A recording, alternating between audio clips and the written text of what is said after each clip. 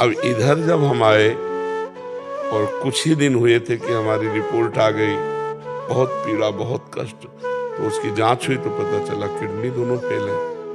अब हम साधन परायण थे, तपस्या, जितेंद्रियता, नियम, संयम, अब सब होश उड़ गए कि अब तो कुछ नहीं कर पाऊंगा। उस समय जब हमारी किडनी खराब हुई, ना एक पैसा था, ना एक व्यक्ति था, ना एक इंच जगह थी।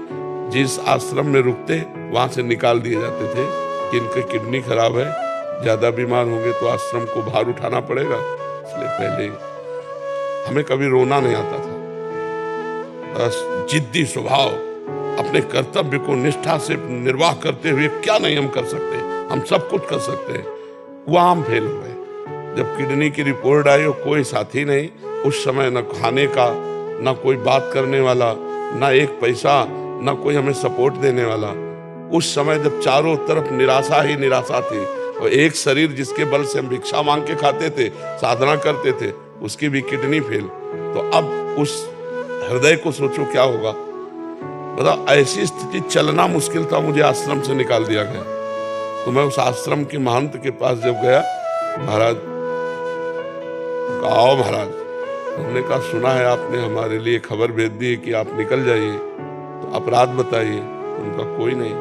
उनका कारण बताइए। बोले कुछ नहीं कारण ऐसे, उनका आपको समझ में आना चाहिए कि मैं बीमार शरीर हूँ, कम से कम आपके यहाँ छत के नीचे तो पड़ा हूँ। हमारा कोई भरोसा नहीं है कि कब शरीर छूट जाए, तो कम से कम आप लोगों के बीच में। तो उन्होंने एक शब्द कहा, उनका मैं आपका ठेकेदार हूँ क्या?